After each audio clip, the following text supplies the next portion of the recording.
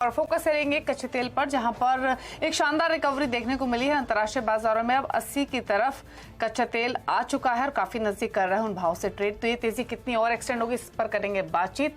साथ ही बात करेंगे सोने की कि सोने की चाल यहां से कैसी रहेगी। काफी लंबा कंसोलिडेशन, टाइट रेंज में कारोबार, कोई ट्रिगर यहां पर दिखाई नहीं दे रहा। तो ऐसे में क्या रुख यहां से सोने का रह सकता है, मौका कैसा है, इस पर करेंगे फोकस। और बात करेंगे उन प्रेशियस कमोडिटीज की जहां पर सबसे ज्यादा एक्शन एग्री स्पेस में देखने को मिल रहा है, वो है स्पाइसेस। मसालों में जीरे का तड़का लगातार रिकॉर्ड हाई लेवल्स पर जीरा कारोबार करते हुए। तो इन सब पर हम बातचीत करेंगे। हमारे साथ निर्मल कमोडिटीज के VP Kunal Shah, LKP securities के वीपी जतिन त्रिवेदी और ओएनजीसी के फॉर्मर चेयरमैन आर.एस. शर्मा हमारे साथ मौजूद हैं। आप सभी का स्वागत है इस शो में। और सबसे पहले तो कच्चे तेल पर ही फोकस करेंगे और समझने की कोशिश करेंगे कि यहाँ से आगे की चाल कैसी रह सकती है। शर्मा साहब नमस्कार, स्वागत है आपका। तो पहले तो ये आप ही बताइए, इनफैक्ट हाल फिलहाल में जितनी हमारी कच्चे तेल पे बातचीत हुई है, इन तमाम वेरियस ट्रिगर्स के बीच में एक कंसेंसस व्यू हमें यही मिला है कि प्राइसेस ऊपर की तरफ तो जाएंगे लेकिन एक रेंज में रहेंगे, और जहां पे ऊपरी रेंज $80 के आसपास प्रिडिक्ट की गई थी, अब उस रेंज के बियॉन्ड निकलने की कितनी प्रोबेबिलिटी लग रही है, इस पर करते हैं बातचीत। शर्मा साहब हमारे साथ अभी नहीं है, उनसे बातचीत करेंगे। कुणाल, आपकी राय क्या है? जी, मैंने लास्ट हफ्ते ही कहा ऑयल में तेजी होनी चाहिए और अभी भी मैं मेरा व्यू बरकरार रखूंगा। सो फंडामेंटल की अगर बात करेंगे, जो मेजर अभी आप यूएस फिर से अपना रिजर्व फिल करने की बात कर रहा है, नंबर 1। ओपेक प्लस अपना प्रोडक्शन काटने के लिए बात कर रहा है, number 2, including Russia, Saudi Arabia और दूसरे producer. So in line with the expectation कि वो लोग, पहले जो एक्सपेक्टेशन थी कि वो लोग प्रोडक्शन कट अभी नहीं करेंगे, now they started to agree. और नंबर 3 जो बहुत ही इंपॉर्टेंट है, वो अनकन्वेंशनल ऑयल का जो प्रोडक्शन ग्रोथ है वो आने वाले महीनों में डिक्लाइन होने वाला है। सो हमने आज पूरे 4-5 साल में जो ऑयल के प्रोडक्शन ग्रोथ में जो इजाफा होते हुए देखा था, that was on the unconventional part of the oil across the world. So unconventional oil जो है, जिसे टाइट ऑयल, शेल ऑयल जो कहते हैं, उसके प्रोडक्शन में कैप आ जाएगा, उसका प्रोडक्शन अभी बढ़ नहीं पाएगा। सो जो ट्रेडिशनल ऑयल है जो निकल रहा है, तो उसमें तो आपको डेफिनेटली कोई लास्ट 4 साल में प्रोडक्शन ग्रोथ दिखाई नहीं है। There is a constant decline. So even though OPEC plus के पास 4 मिलियन बैरल की एक्सेस कैपेसिटी है, बट कोई ग्रोथ हमें देखने नहीं मिला है। सो ऑयल में सप्लाई साइड से तेजी बन रही है, ऑयल बढ़ जाएगा यहाँ से। ब्रेंट $80-82 और WTI पे $75 लग रहा है। ओके, इनफैक्ट अगर हम यहाँ से इमीडिएट ट्रिगर्स की बात करें तो यूएस का सीपीआई डाटा कीनली अवेटेड है। चाइना में भी कुछ की इकोनॉमिक डाटा आना है, उस पर भी नजरें रहेंगी, जिसकी वजह से हमने, अगर आप आज के प्राइस मूवमेंट की बात करें तो फ्लैट टूवर्ड नेगेटिव बास के साथ ट्रेडिंग होते हुए दिखाई देगी। लेकिन कच्चे तेल के प्राइसेस बढ़े हैं। सऊदी अरेबिया, रशिया से जो सप्लाई कट्स की बात हो रही है, उससे लगातार हमने कच्चे तेल के प्राइसेस को सपोर्ट आते हुए देखा है। लेकिन यहाँ से कुणाल ने तो कहा कि तेजी ही दिखाई दे रही है, लेकिन मिस्टर शर्मा का भी एक व्यू ले लेते हैं। ओपेक देशों ने फर्दर जो सप्लाई रिड्यूस करने की बात कही है, कंसीडरिंग किस तरीके के हालात अभी चाइना फ्रंट पर, यूएस फ्रंट पर डिमांड पर्सपेक्टिव से बने हुए हैं, क्या लगता है शर्मा साहब, इन तमाम डेवलपमेंट्स को आप कैसे रीड करते हैं और क्या आउटलुक है प्राइसेस पर? हाँ, देखिए, काफी इसमें जो ऑयल प्राइस आउटलुक में काफी कॉम्प्लेक्सिटीज हैं, कई मल्टीपल वेरिएबल्स होते हैं जो अफेक्ट करते हैं। मैं ऐसी बात नहीं है जो मेरे पहले जो उन्होंने जो बोला है, मैं उनसे सहमति तो नहीं करूंगा, पर समहाउ मेरी कॉल है कि प्राइसेस ज्यादा राइज नहीं करेंगे। उसके 2-3 रीजन है। एक तो अभी कॉमर्स बैंक और गोल्डमैन सैक्स दोनों ने अपना ईयर एंड की जो प्राइस एस्टिमेट है वो लोअर किए हैं। और अभी दूसरा जो तरफ अभी ये कंफ्यूजिंग चीज आ रही है, सऊदी अरेबिया ने अपना एशियन प्रीमियम और बढ़ा दिया है, तो उसका कुछ असर देखने को मिल सकता है कि प्राइस थोड़े ज्यादा चल रहे हैं। पर ये भी है, साथ में आज की न्यूज थी कि सऊदी इकोनॉमी फर्स्ट टाइम इसमें दिस ईयर इसमें एक्चुअली भी declining rather than increasing last year, क्योंकि वो जो जिस हिसाब से अपना ऑयल रिवेन्यू उनका कम हो रहा है और उनकी और कहीं पे आमदनी, कहीं पर भी इतनी नहीं है, ज्यादा आमदनी उनकी ऑयल से ही है।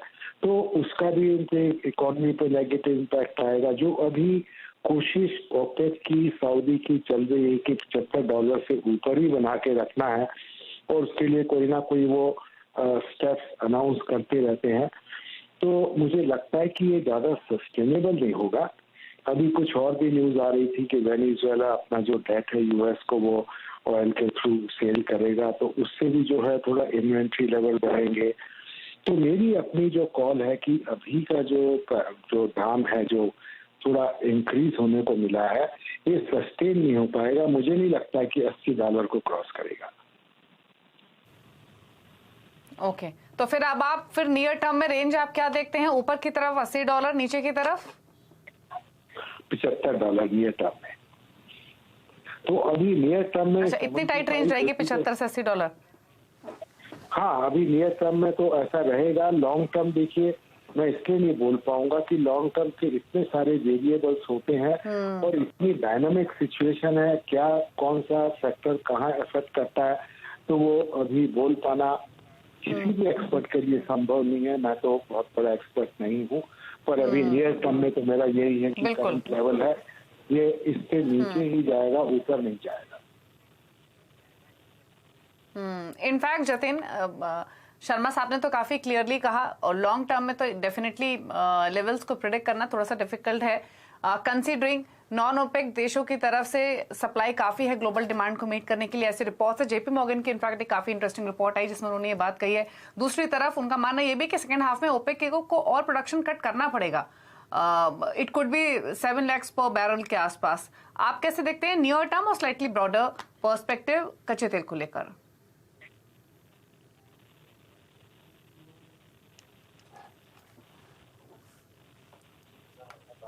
जतिन, आपकी ऑडियो म्यूट है, प्लीज अनम्यूट करके अपनी बात कहिए।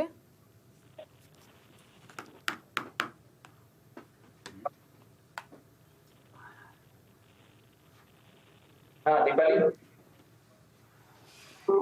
यस जतिन, आपकी ऑडियो आ रही है, बताइए।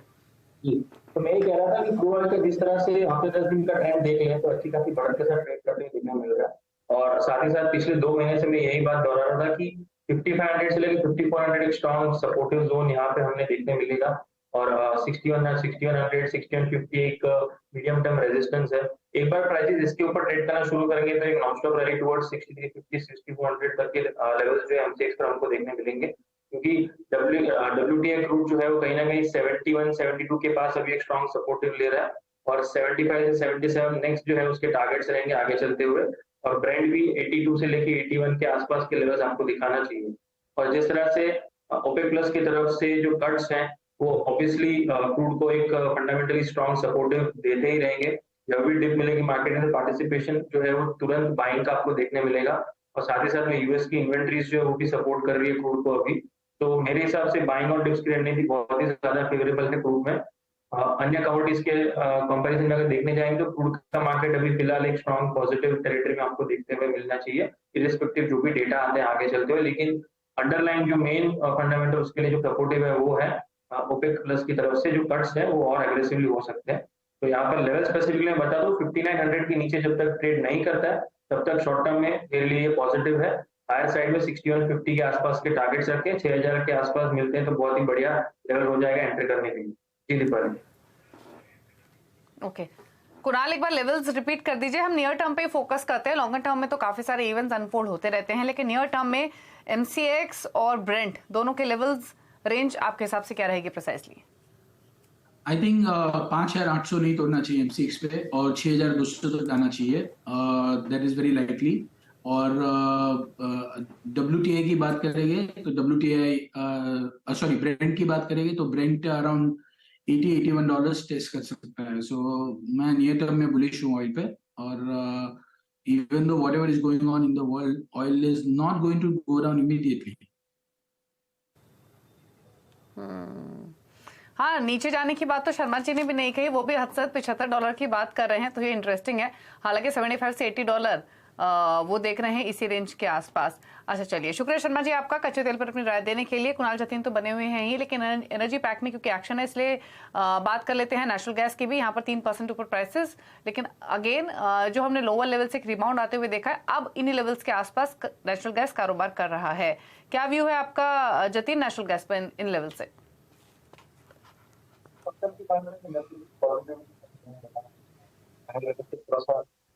जरूर देखने के लिए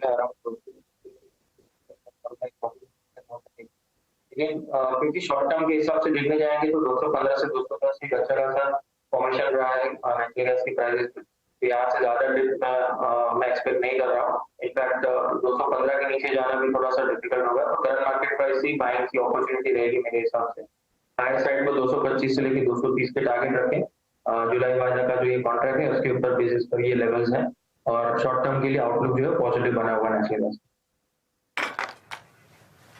ओके, तो शॉर्ट टर्म में व्यू पॉजिटिव नेचुरल गैस पर 3% ऊपर प्राइसेस अभी कर रहे हैं कारोबार। तो अभी तो सिर्फ एनर्जी पैक की बात हुई है, लेकिन बात करेंगे कच्चे तेल के बाद बेस मेटल्स की और साथ ही साथ बुलियंस की भी बात करेंगे। एक ब्रेक के लिए रुक रहे हैं और बातचीत कर रहे थे पहले। कुणाल, सोने चांदी दोनों पर आपकी राय क्या है?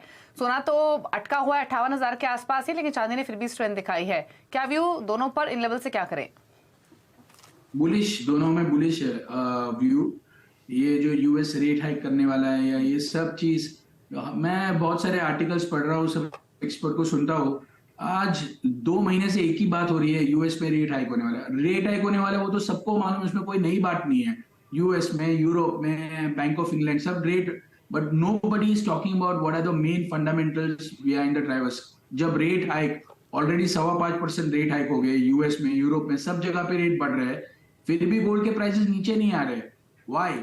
Because the central banks, some of the other central banks keep buying gold, number 1. Number 2, जो सबसे बड़ा रीजन है गोल्ड में आगे जाके जो आने वाले टाइम में, वो कि कल उठ के जो आपकी रिजर्व, वर्ल्ड की जो रिजर्व करेंसी है डॉलर, उसका डे बाय डे वेटेज कम होते जा रहा है ओवरऑल बास्केट में। आप BRICS currencies are talking about coming up with their own currency backed by gold. तो ये जो पूरे वर्ल्ड में जो असमंजस चल रहा है, ऐसे टाइम में है, गोल्ड में कोई मंदी नहीं है। $1890 के नीचे मुझे नहीं लग रहा है गोल्ड जाना चाहिए। वो फिर से टेस्ट करेगा कि नहीं, वो भी आई डाउट। मुझे धीरे धीरे गोल्ड में अप्रिसिएशन आता हुआ नजर आ रहा है। सो 58 जो मौजूदा स्तर है, वो स्तर पे भी आप बाइंग कर सकते हैं। नीचे आता है आप ऐड कर लो, और नीचे से ऑलरेडी ऑलमोस्ट गोल्ड 1000 रुपए का बढ़ गया है। सो हमने 57,600 का लो लगते हुए देखा था, ऑलरेडी 58 के आसपास, 58-60 के आसपास आ गया है। सो बाय डिप्स 100-200 रुपए नीचे आता है, आप गोल्ड ऐड कीजिए। ये हफ्ते इन्फ्लेशन का डेटा है, एक्सपेक्टेशन है कि इन्फ्लेशन बहुत कम हो गया है यूएस में, तो पेस ऑफ रेट हाइक और भी कम हो जाएगा। ये सब जो रेट हाइक चल रहा है, गोल्ड ऑलरेडी $1800 हो जाना चाहिए था। So my view is bullish. ऐसे टाइम में गोल्ड में मंदी होती नहीं है, आगे जाके गोल्ड में तेजी होने वाली है। जतिन, इस हफ्ते का डेटा डेफिनेटली इंपॉर्टेंट है, और जैसे कुणाल ने भी कहा कि ऑलरेडी नीचे के भाव से तो 1000 रुपए ऊपर आ चुका है। मौका दे रहा है एंट्री लेने का, लेना चाहिए इन स्तरों से? दीपाली, देखिए पिछले 1.5 महीने से मेरा व्यू पॉइंट जो था थोड़ा सा नेगेटिव में बना हुआ था, क्योंकि जिस तरह से डॉलर के अंदर जो स्ट्रेंथ थी और साथ ही साथ में जो इंटरेस्ट रेट का जो प्राइसेस को उसको हजम करने की जो बात होती है वो उसने नहीं किया था। Gold at all time high, वहां पे कहीं ना कहीं यूफोरिया था और बहुत ज्यादा ओवरबॉट था उस सिचुएशन। अब ये जो सिचुएशन है, यहाँ पर आपको रूपी का भी एक सपोर्ट मिल रहा है, क्योंकि रूपी जो है वो डाउन ट्रेंड में चल रहा है। उसके ऊपर इंटरेस्ट रेट के ऊपर जो भी अपडेट्स आने वाले हैं उसके कारण रूपी के ऊपर प्रेशर बना हुआ है। तो घरेलू बाजार में गोल्ड को उसका सपोर्ट मिला है। पिछले 3-4 दिन में आप देख लेंगे तो कॉमेक्स गोल्ड जो कहीं ना कहीं वहीं ट्रेड कर रहा है, लेकिन एमसीएक्स पर गोल्ड जो कहीं ना कहीं पॉजिटिविटी क्यों दिखा रहा है, क्योंकि रूपी का फैक्टर उसके अंदर प्राइस है। अब यहाँ से अगर हम देखने जाएंगे तो गोल्ड के अंदर कॉमेक्स के अंदर एक रैली चाहिए, जो यहाँ पर 1900 के आसपास एक स्ट्रॉन्ग सपोर्टिव जोन जरूर लेना चाहिए। लेकिन जिस तरह से सीपीआई के डेटा जो अनुमान दिखा रहे हैं, लोअर साइड के अनुमान है सीपीआई के डेटा, तो ये आपको एक स्ट्रेंथ देगा गोल्ड के अंदर, जो डायरेक्टली एक गोल्ड की खुद की रैली आपको देखने मिल सकती है यहाँ से, क्योंकि ऑलरेडी 5% जो ऑल टाइम हाई से हम लोग नीचे हैं, तो यहाँ पर डेफिनेटली एक अच्छी खासी बाइंग अपॉर्चुनिटी बन जाती है, ना कि जब हम ऑल टाइम हाई के पास थे तभी। सो यहाँ से आपको रैली जरूर देखने मिलेगी। 500,000 पॉइंट की रैली डेफिनेटली इस हफ्ते के अंदर आपको देखने मिल सकती है, डिपेंडिंग अपॉन जो डेटा है वो इनलाइन रहे और अनएक्सपेक्टेड कुछ ना हो मार्केट के अंदर, गोल्ड के अंदर। जी ओके बात करते हैं बेस मेटल्स की। और बेस मेटल्स में आज तो हल्का दबाव देखने को मिल रहा है, लेकिन कोई कमजोरी नहीं है खास। जिंक आधा % नीचे, कॉपर भी थोड़े लाल निशान में ट्रेड कर रहा है। बाकी बेस मेटल्स फ्लैट कारोबार कर रहे हैं आज के सेशन में।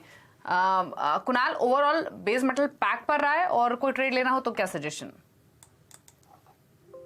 सो चाइना का आज इन्फ्लेशन का डेटा है। पूरे वर्ल्ड में inflation is a big problem और चाइना में डिफ्लेशन का सिनेरियो बन रहा है। So there was the inflation growth in China, जो आज मॉर्निंग को डेटा है, दैट इज 0%। सो पूरे वर्ल्ड में इन्फ्लेशन है एक्सेप्ट चाइना। सो आप समझिए यहाँ से चाइना को अपनी इकोनॉमी को कहीं ना कहीं एग्रेसिवली स्टिमुलेट करना पड़ेगा, और वही रीजन है बेस मेटल में तेजी होने का या प्राइसेस टिके रहने का। लंबी तेजी नजर नहीं आ रही है। कॉपर 730-35 तक जा सकता है। सो 718, 715 ये जो लेवल्स चल रहे हैं, 715 में आप बाय कीजिए, 710 का स्टॉप लॉस रखिए, 724-25 में प्रॉफिट बुक कर कीजिए। ये कॉन्ट्रा स्ट्रेटेजी है, क्योंकि आई डोंट नो वेदर आज 1 महीने से हम वेट कर रहे हैं चाइना से पैकेज आएगा, कोई पैकेज आ नहीं रहा है, सब सिर्फ बातें हो रही है। सो आज जो डेटा है वो again is showing a deflationary concerns in China. तो इन्फ्लेशन, पूरे वर्ल्ड में इन्फ्लेशन और चाइना में डिफ्लेशन है, so they will have to act going forward, and if they act, metal prices can shoot up. That is my base case scenario. एक trade आपकी ओर से base metal से, जतिन? दीपाली, देखिए जिस तरह से जिंक और एल्यूमिनियम का पेयर के ऊपर हमने पिछले 1.5 महीने से आपको एक कॉल दिया हुआ था, जहां पर जिंक बाय एल्यूमिनियम सेल था। अब यहाँ पर कहीं ना कहीं वो जो स्टेबिलिटी है वो थोड़ी आ चुकी है, जहां पर जिंक एक रेंज बाउंड टेरिटरी में ट्रेड कर रहा है, एल्यूमिनियम भी रेंज बाउंड है, कॉपर के अंदर भी रेंज बाउंड टेरिटरी। तो यहाँ पर मैं बहुत ज्यादा बढ़त के हिसाब से बात नहीं करूंगा इस हफ्ते स्पेशली। यहाँ पर आपको रेंज जो है वो उस पर प्ले करना पड़ेगा, उसके जो स्मार्टनेस है जो आपको दिखाना चाहिए ट्रेड के अंदर, क्योंकि एक स्ट्रॉन्ग रैली जो है वो ड्यू है, लेकिन अभी फिलहाल जो है रेंज मार्केट है। तो 712, 713 के आसपास कॉपर मिलता है, तब आप डेफिनेटली बाय करके चलिए 720 के टारगेट्स के लिए। अभी फिलहाल करंट लेवल से सेल भी मत कीजिए, क्योंकि अभी फिलहाल जो वीकनेस का दौर जो वो ऑलरेडी ओपनिंग हो चुका है, और यहाँ से बहुत ज्यादा वीकनेस के लिए ट्रेड ना करें। 2-3 रुपए का धीरे धीरे गिरावट आना चाहिए 1 से 2 दिनों के अंदर, तब उसके अंदर बाय पोजीशन बनाए, वहां से एक स्ट्रॉन्ग आपको रैली मिलेगी। और 706 के नीचे स्टॉप लॉस रखें और 720, 722 ओके चलिए बात करते हैं एग्री कमोडिटीज की। और स्पाइसेस में एक्शन बरकरार है। जीरा 60,000 के करीब पहुंचने की तैयारी करते हुए टर्मरिक वापस 10,000 के ऊपर। कुणाल, संक्षेप में बाय करना है इन लेवल्स पे, होल्ड करनी है पोजीशंस, या प्रॉफिट लेना है स्पेशली टर्मरिक और जीरे में?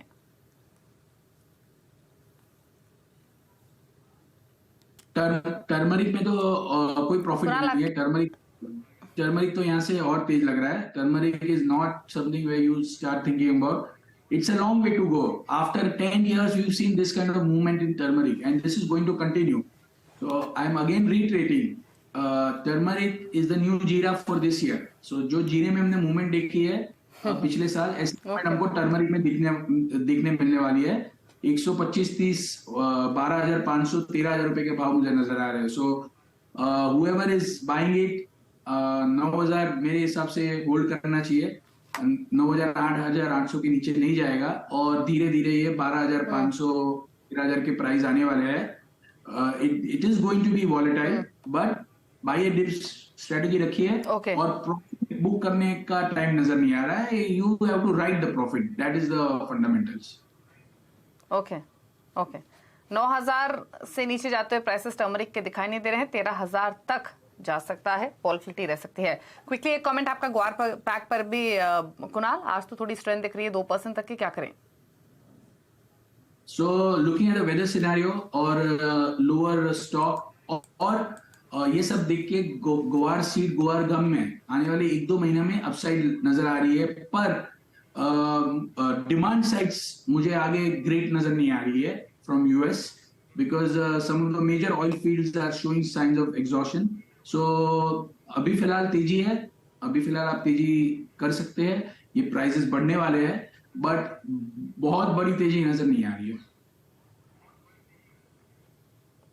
ओके चलिए, तो ये राय रही ग्वार पैक पर। यहाँ से प्राइसेस बड़े जरूर है, लेकिन बहुत ज्यादा तेजी की एक्सपेक्टेशंस नहीं है। चलिए, इतना शुक्रिया आपका कुणाल और जतिन दोनों का ही आने के लिए शो में, सभी कमोडिटीज पर अपने व्यूज और स्ट्रैटेजीज शेयर करने के लिए। Thank you so much. एक ब्रेक का वक्त हो गया।